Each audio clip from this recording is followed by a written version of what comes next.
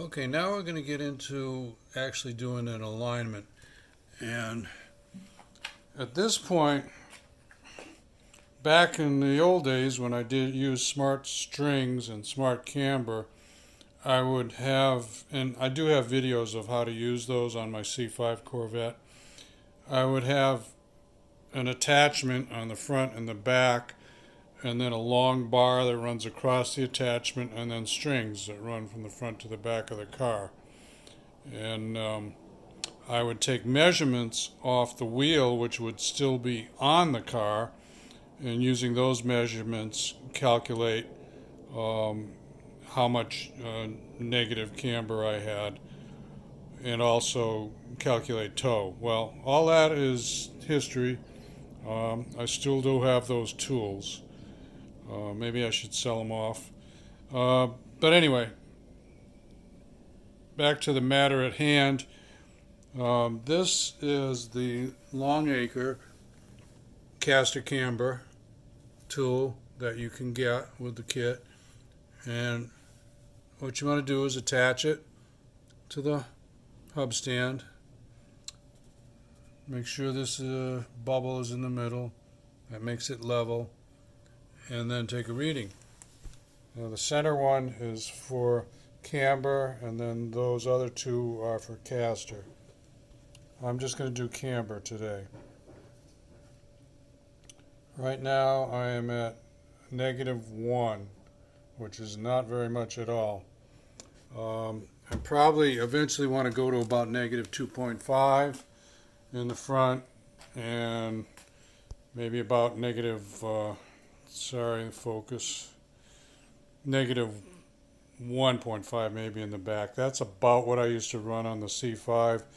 Then I would take tire temperatures with a probe pyrometer, not those surface pyrometers. You have to use a probe pyrometer, or you're tricking yourself. And from there, I would fine-tune the alignment.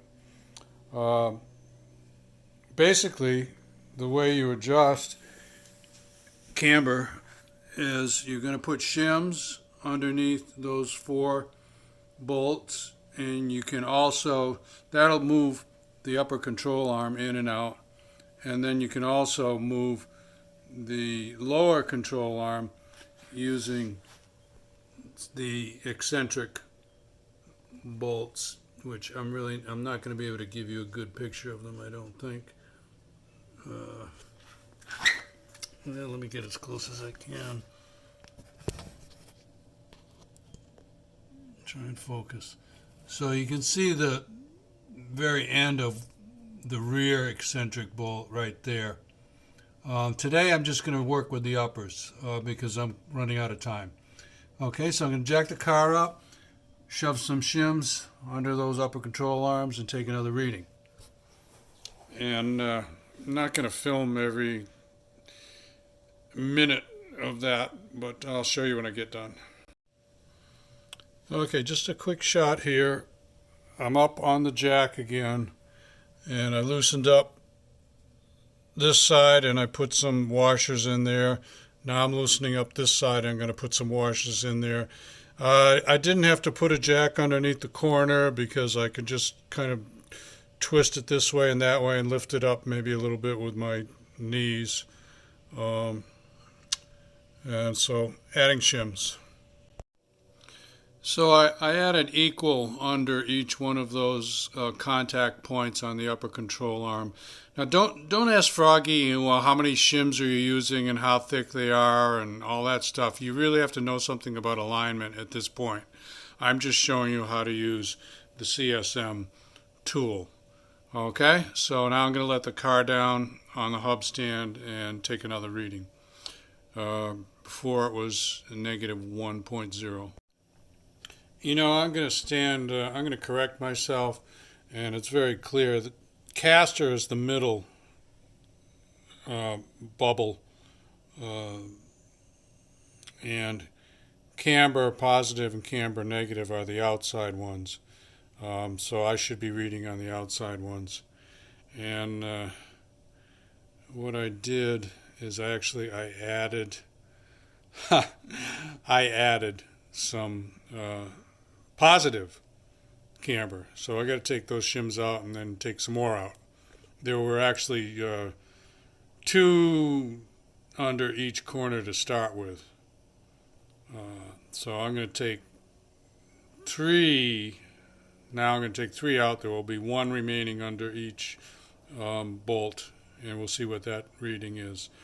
And fortunately, it's really pretty easy. I would be going crazy taking wheels on and off to get to those upper control arm bolts, and now I don't have to do that. So this is like 1,000 times easier than using strings. Trust me, because I have done it both ways. I have a confession to make, and Froggy doesn't, I don't hide my oops things, so I am going to tell you guys and gals that I had that locking, this one here, I had that still in position, so it was locking the tilt of the hub stand. And what do you want to bet? A lot of people do that. Anyway, now I have it out, and I took it out both sides, of course, and now I'm reading on the correct bubble, and I've got 2 1/4. You read to the middle of the bubble. The camera angle throws it off a little bit, but it's not 2 1/2, it's 2 1/4, negative. Camber, negative, 2 1/4. I can get a little more by taking all of those washers out, which, let me think about it a second. Actually, I'm going to go do the other side, and I'm going to think about this side, and I will let you know. The other thing I wanted to let you in on, and this is just a little Froggy trick, if you will. This car doesn't bounce very well. Everybody tells you to bounce the car in between reading the gauges. Yeah, right. Well, this has got pretty stiff shocks and springs, so it doesn't bounce very well. But what I did do, and correct me if I'm wrong or tell me if I'm okay, I just jacked it up and let it down on the hub stand a couple times. Gently, very gently. And to me, that's the same as bouncing the corner, because the hub stand finds its own place to be. So let me know what you think of that, especially Colton. Let me know if that's okay, instead of trying to bounce a car that is not bounceable. Okay, I'm going to do the other side. I'm not going to video the other side. I'll just come back and I'll tell you what I got. Okay, it's Friday.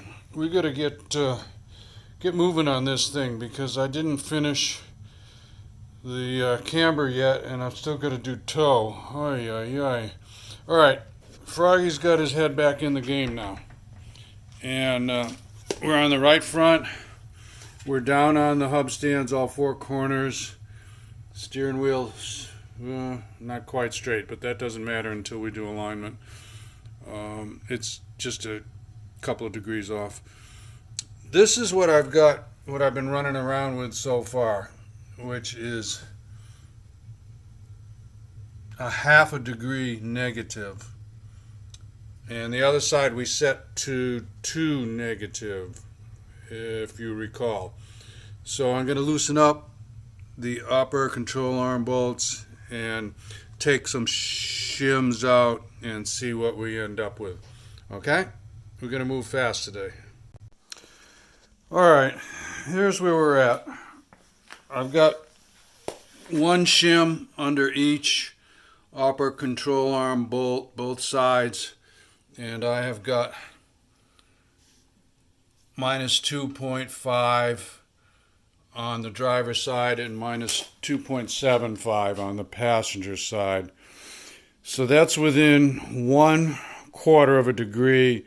Ordinarily, Froggy would adjust that so that it was closer, but I don't have time right now. So I'm going to call it good on the front, and we're going to move to the back. Hopefully it'll go a little easier on the back. You may recall on the C5 Z06 there was no upper control arm clear adjustment, but on this C6 there is. So we're done on the front, we're moving to the back. Okay. Any tips overall? Remember to take out that locking sleeve bolt. And what else? That's about it. It's easier than it's easier than when there was a wheel in the way and you had to remove the wheel each time you changed the shims. So is it easier? Like 1,000% easier. Okay. If you're serious about alignment and you're going to do it yourself, you have to buy hub stands. Period. I can't believe I got by so many years with strings and with actually the caster camber gauge I used to use is that one right there, which you can see those 3 pins sticking out. Those touched onto the rim, and that was the way Froggy used to do it. Okay, let's get on the back. Okay, on the rear driver I got negative 1.6 and passenger negative 1.75. So that is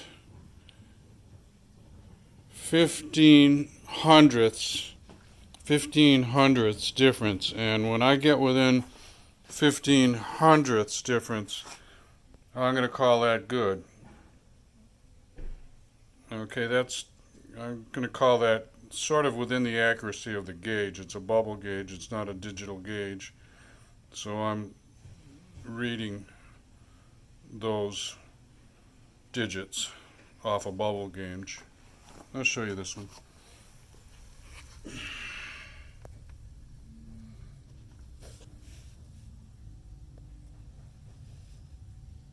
See right there. It's not 1.5. It's not 2. It's in the middle of 1.5 and 2. So that's 1.75, right?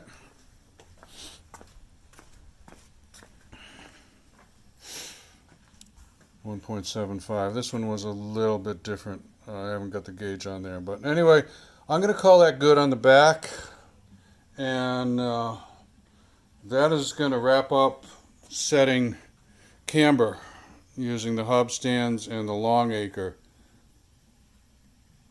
gauge.